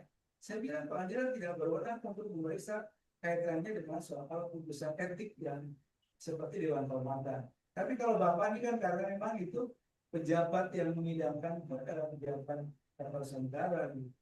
Terus sengketanya Bapak kan lebih sebenarnya kaitannya dengan sengketa etik yang ada hubungannya dengan status pegawai mengadu selamat lagi. Nah, karena itu kalau saya Pak, saya pernah bilang terus kita nggak bisa ini putusan kaitannya dengan etik tiba-tiba itu kemudian digugat ke Majelis Temo atau BPN gitu. Karena kita bukan badan atau bicara sebenarnya. Kita bisa bilang gitu, tapi Bapak kan memang bisa dimasukkan pada kategori sebagai badan atau pejabat atau sebenarnya. Hanya soal prosedurnya tadi itu benar atau normal gitu. Dari sisi tadi kewenangan, dari sisi prosedur dan dari sisi substansi. Itu aja. Jadi kita lihat nih kalau secara kewenangan oke. Prosedurnya gimana menurut peraturan perundangan? Alasannya apa? Kalau misalnya tidak memenuhi, ya katakan apa keputusan itu tidak sah atau tindakan itu adalah tidak sah, maka dari situ kemudian akan disebut sebagai apa kalau dalam sengketa kebakaran itu rehabilitasi dan ganti. Teman-teman di Mahkamah Agung datang ke Surabaya lagi didiskusikan soal ganti rugi bagi pegawai negeri itu kan melalui putusan IPP itu hanya 5 juta. Nah itu udah nggak sesuai, harus diupdate. Ini bisa kan? Oleh karena itu pemahaman kita tentang keabsahan data mereka sebenarnya masih berputar di soal kewenangan, prosedur dan substansi. Kira-kira gitu Pak. Substansinya gimana? Alasan, jadi alasannya tadi apa alasannya kenapa dibukukan? Kenapa nggak dibatalkan? Itu kan harus diberi alasan. Bisa begini, ada pegawai yang tadi saya cerita seorang yang pakai jasa palsu tadi. Aslinya tuh harusnya disebut adalah dia diberhentikan tidak ada hormat kan gitu. Tapi dengan berbagai pertimbangan, rupanya dia memilih diberhentikan bukan karena pengajuan. Ada yang begitu. Itu kan diatur di dalam berbagai peraturan. Misal dulu begini, kaitannya dengan hakim ketua MK, siapa namanya? Yang lama. Anwar Usman. Iya, itu harusnya kalau dilihat di peraturan Majelis Kehormatan itu Pak, dia itu mestinya diberhentikan dari jabatan. Diberhentikan tidak dengan hormat gitu. Kalau terbukti dia melanggar kode etik berat gitu. Tapi sama ketua MKMK ya, MKMK, ternyata dia diputus diberhentikan dari ketua, bukan sebagai hakim.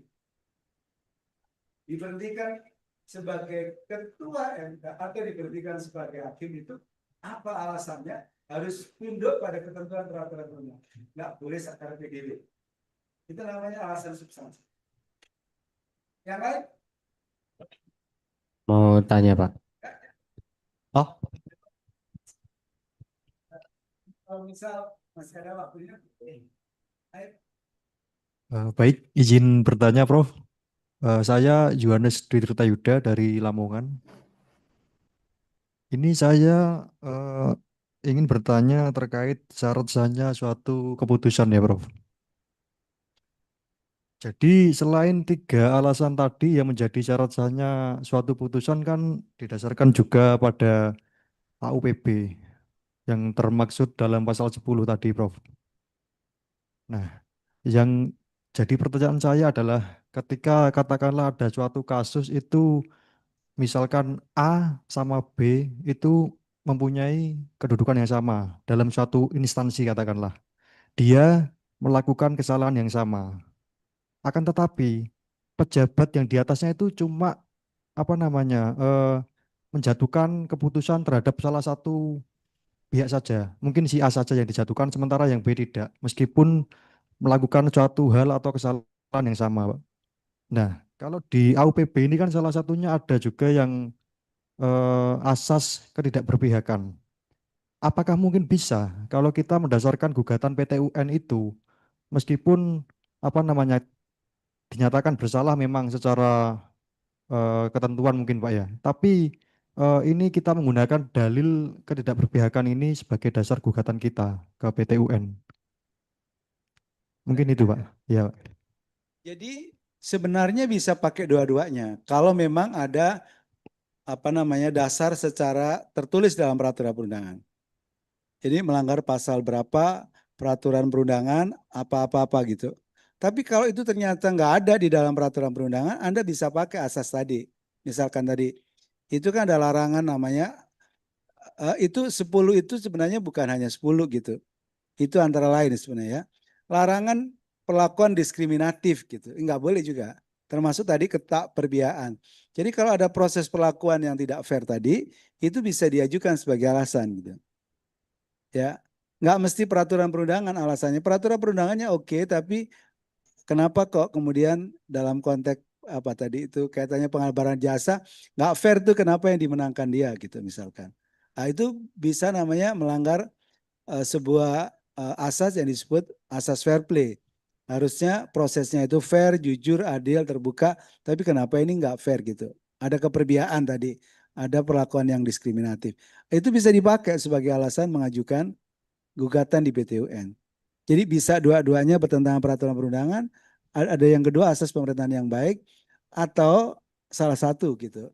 Bisa peraturan perundangan saja, atau bisa kemudian karena peraturan perundangan nggak mengatur, itu bisa asas pemerintahan, atau dua-duanya gitu. Bagus kalau bisa dua-duanya. Gitu ya. Yang lain?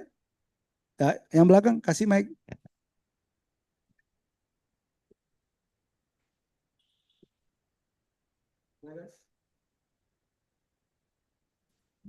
Iya, matur nuwun Prof. Ini agak ngantuk-ngantuk ini Prof. Jadi terkait dengan ada program dari pemerintah yang namanya pendaftaran tanah sistematis lengkap ya, PTSL Prof. Ah, kebetulan saya sendiri Prof, waktu itu saya mendaftarkan sebidang lahan rumah ya, milik saya. Kemudian secara kolektif tentunya Prof. Kemudian ada panitia A, panitia B gitu Prof.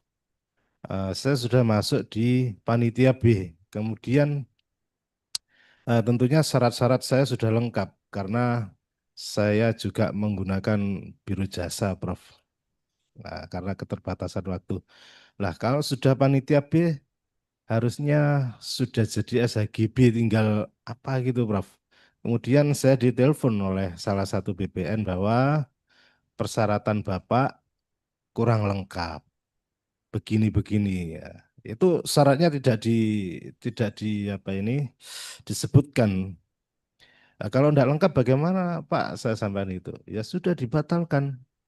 Dibatalkan ya nanti di PT UN kan begitu nah.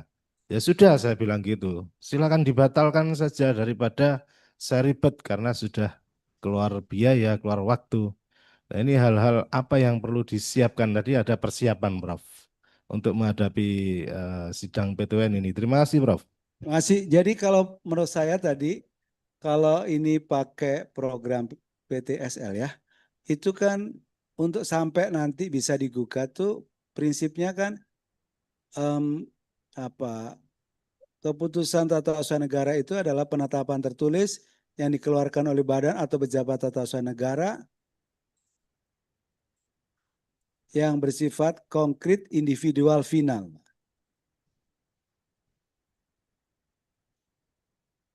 Jadi yang paling penting adalah digarisbawahi bahwa keputusan itu adalah penetapan tertulis dalam bidang tata usaha negara bersifat konkret final. Jadi kalau misal tadi Bapak tuh belum keluar keputusan SHGB, itu belum disebut sebagai keputusan tata usaha negara karena belum final, Pak. Karena belum keluar keputusan. Terus andekan keluar putusan, Pak, juga harus dicek, Pak. Tapi kalau kasusnya Bapak ini pasti bisa digugat ke PT UN. Karena apa? Karena kaitannya dengan penerbitan sertifikat itu kan bidang hukumnya masih bidang hukum tata usaha negara, Pak. Tetapi kemarin ada kasus yang diminta pendapat ke saya adalah ada sebuah PT yang kemudian kemudian ada rapat umum pemegang saham, Pak.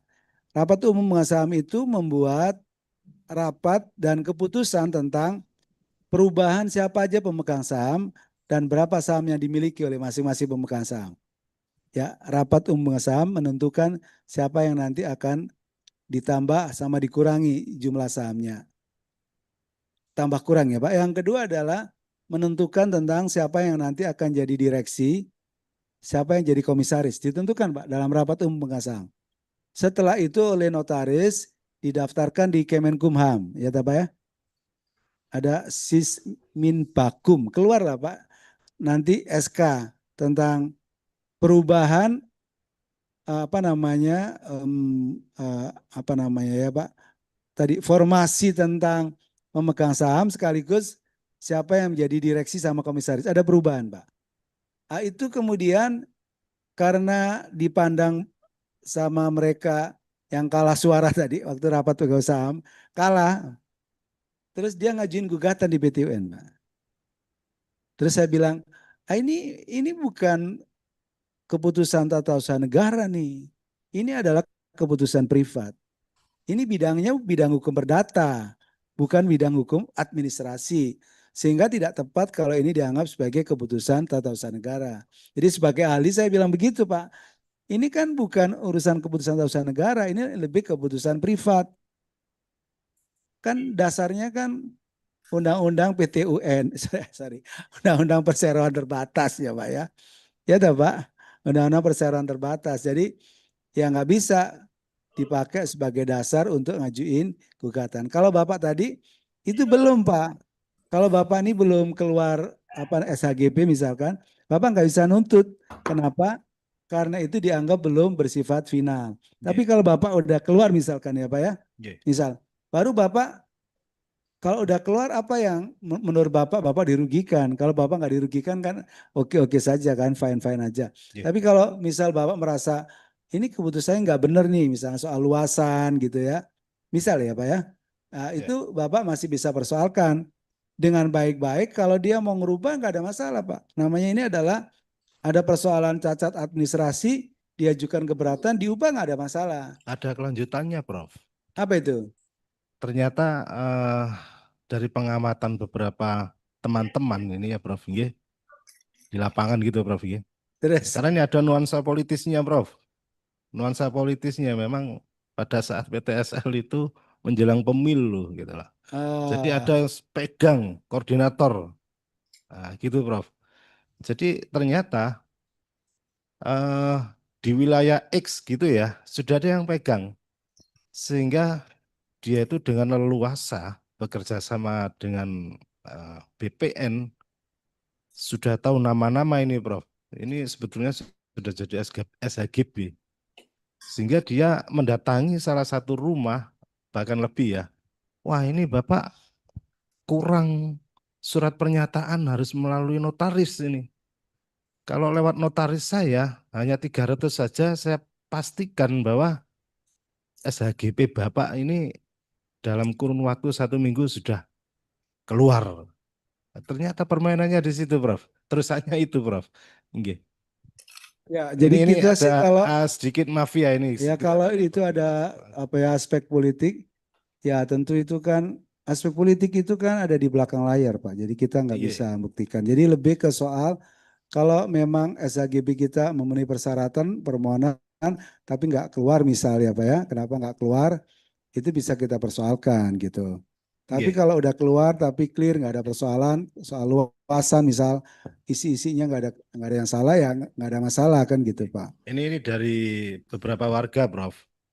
Apa kok sampai kita itu harus keluar uang lagi 300.000 untuk penandatanganan surat dari notaris? Ya, Kalau memang itu semua ya sudah batalkan sajalah ini milik kami itu, Prof. ya. Ini yang tidak terdeteksi ini, Prof. Iya, Nah, oke. Kalau itu yang ada aspek-aspek politik ya tentu mungkin saya nggak bisa jawab ya. Oke. Terima kasih. Yang lain barangkali yang di ruang virtual sebelum kita akhiri kuliah kita. Halo teman-teman yang di ruang virtual jauh-jauh dari berbagai apa namanya belantara musik Indonesia kan. Cukup, Prof. Silakan. Mungkin sudah cukup. Cukup. Kalau gitu teman-teman kalau adakah yang di ini yang di ruang kelas mau ada pertanyaan barangkali silakan.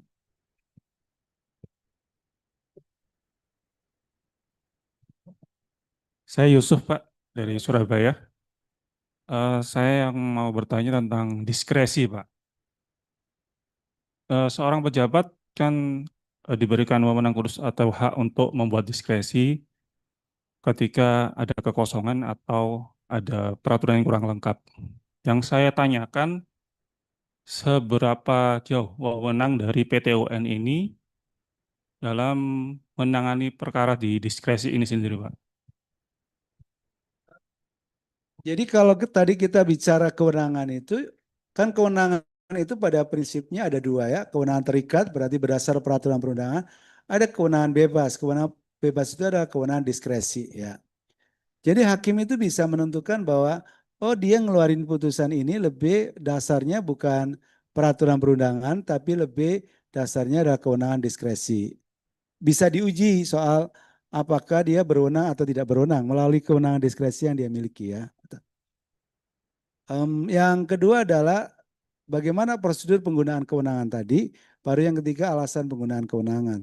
Jadi kewenangan diskresi itu bagian dari kewenangan, tetapi harus diuji kewenangannya tadi ini bersumber pada apa ya tadi ya. Kalau ada di kewenangan terikat, pasalnya yang mana, misalkan begini kan, lebih lanjut akan diatur dengan gitu kan, itu kan berarti mendelegasikan kepada atau pejabat yang lebih rendah misalkan, atau kepada peraturan perundangan yang lebih rendah. Maka dipastikan bahwa peraturan yang lebih rendah memberikan kewenangan pada pejabat yang bersangkutan misal. Atau kemudian memberikan kewenangan pada pejabat yang bertanggung jawab di bidang itu. Itu bisa ditafsirkan secara berbeda gitu. Ya nanti hakim akan memberikan penafsiran soal apakah dia berwenang sesungguhnya dengan apa namanya dengan kewenangan diskresi itu mengambil keputusan-keputusan penting gitu.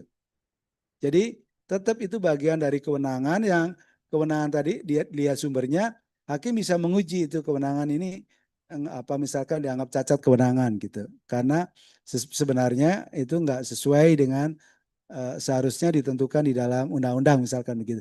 Artinya itu bisa diuji juga soal kewenangan itu. Kewenangan itu kan 3 dasarnya, atribusi, kemudian delegasi sama mandat. Tapi sumber kewenangan tuh bisa yang tadi itu adalah terikat berdasar peraturan perundangan, tapi juga tidak berdasar peraturan perundangan, tapi adalah kewenangan disebut kewenangan bebas. Misalkan begini. Kalau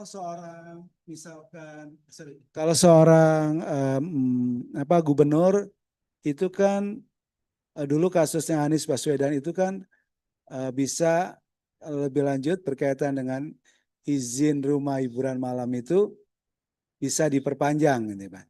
Kata-kata bisa diperpanjang tadi itu adalah sama Anies gubernur DKI itu nggak diperpanjang, Pak. Dia mengatakan diperpanjang atau tidak diperpanjang itu adalah kewenangan saya. Gitu, Pak. Karena apa? Karena di situ pasalnya menyebut bahwa soal kaitannya dengan perizinan hotel gitu ya, soal perizinan kaitannya dengan hiburan malam itu kewenangannya gubernur. Jadi gubernur bisa kemudian memperpanjang atau tidak memperpanjang. Tapi harus ada alasannya kenapa diperpanjang dan kenapa tidak diperpanjang, Pak. Itu namanya alasan substansi. Apa substansinya? Ya harus punya alasan, nggak boleh ya karena aku nggak seneng aja, nggak boleh. Ya nggak saya perpanjang karena dia misal ya Pak ya, dia sering melakukan pelanggaran izin jam malam misalkan begitu Pak. Misal ya, misal dia sering melakukan pelanggaran ini, pelanggaran itu, dia punya sejumlah alasan dan bukti, maka ini nggak saya perpanjang. Tapi nggak boleh kalau nggak punya dasar atau alasan yang kuat. Nah, kalau misal tidak punya alasan yang kuat Pak, ternyata kok itu nggak diperpanjang, Bapak bisa persoalkan lewat PT UN agar hakimnya menguji soal alasan tadi kuat atau tidak kuat gitu. Bisa difahami ya Pak ya? Kuat atau tidak kuat. Ya begitu caranya agar tindakan pemerintah itu selalu dibuat dalam satu tindakan yang sah sebagai keputusan yang itu dibuat badan pejabat yang berwenang melalui prosedur yang benar dan substansi alasan yang kuat gitu. Kalau yang di Lumajang tadi itu kan alasannya biasanya itu kalau di rumah hiburan malam tuh Pak, kalau puasa itu kan mestinya ada jam malam gitu. Tapi dia langgar misalkan ya, bertentangan di Perda, udah diingetin terus aja begitu misalkan ya Pak ya. Memenuhi Pak, substansinya memenuhi bahwa ini memang harus ditutup gitu. Bupatinya berwenang, tapi cara Pak Bupati tadi yang unprocedural gitu. Bisa dipahami Pak. Jadi tiga-tiganya itu Pak, badan pejabat yang berwenang, prosedurnya juga benar, tapi juga alasan-alasannya harus kuat gitu. Substansinya gitu. Jadi orang nggak bisa tiba-tiba alasannya apa kok dia memberhentikan saya. Misalkan ya Pak, alasan saya apa? Kan nggak harus ada alasan Pak. Misal ada juga kemarin jadi berita tuh ada hakim yang udah diputus itu oleh MA, tiba-tiba dia dihidupkan lagi menjadi pegawai di PNS Pak. Itu di pengadilan negeri gitu. Ya saya bilang tuh nggak boleh Pak, kalau udah diberhentikan ya sudah nggak boleh diangkat lagi di PNS Pak. Hukumnya begitu, undang-undangnya begitu.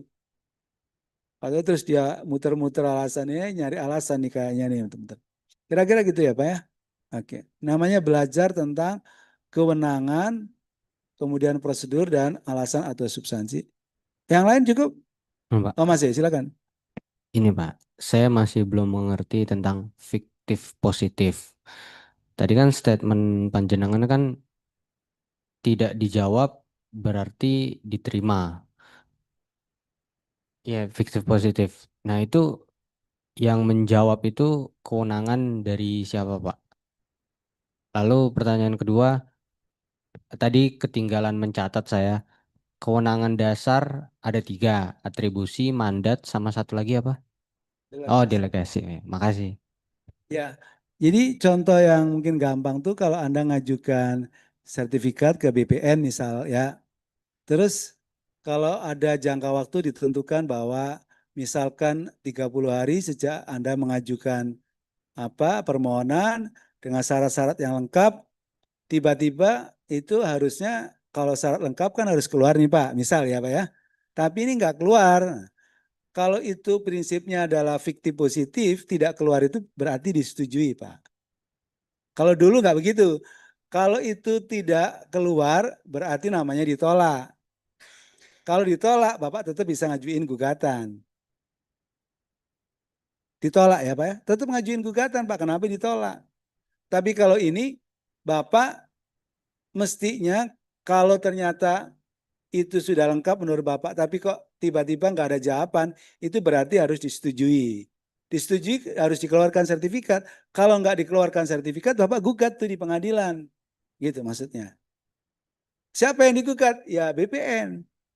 Hanya persoalannya fiktif positif itu hari ini udah dihapus melalui Undang-Undang Cipta Kerja tadi. Kalau ini dihapus berarti kembali ke fiktif negatif. Jadi tidak dikeluarkan keputusan sama dengan ditolak. Nah, kalau itu keputusan ditolak berarti Bapak ngajuin gugatan ke PT UN. Karena Bapak merasa dirugikan akibat ditolaknya sebuah pengajuan permohonan Bapak gitu. Paham juga? Nggak paham juga. Paham nggak Mas?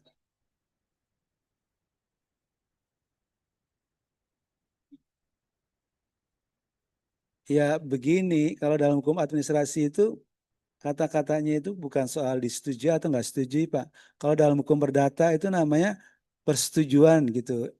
Kalau ini dalam hukum administrasi Pak. Kalau dalam hukum administrasi bukan soal setuju atau nggak setuju Pak. Jadi kalau memenuhi syarat ya diterima atau tidak dapat diterima gitu. Paham maksudnya Bapak? Jadi konsep hukum tuh kadang tuh antara hukum administrasi, hukum perdata, hukum pidana itu beda konsep, beda arti, bisa implikasi Pak. Misal begini, kalau Bapak nih anaknya nggak cukup umur tiba-tiba harus dikawinkan. Harusnya kan 19 sama 19. Kan boleh Pak diajukan ke pengadilan. Namanya itu izin atau dispensasi Pak? Nah, kalau Bapak nih pingin kawin lagi lebih dari satu, Bapak ngajukan izin atau dispensasi? Kenapa Pak? Kenapa? Kalau tadi yang satu ngajuin dispensasi, ini kok ngajuin izin, kenapa? Ah, jadi terhadap sesuatu yang itu dilarang, itu bisa kemudian dikecualikan setelah dia mengajukan izin. Tapi kalau dispensasi itu adalah perkecualian dari sesuatu yang diperintahkan.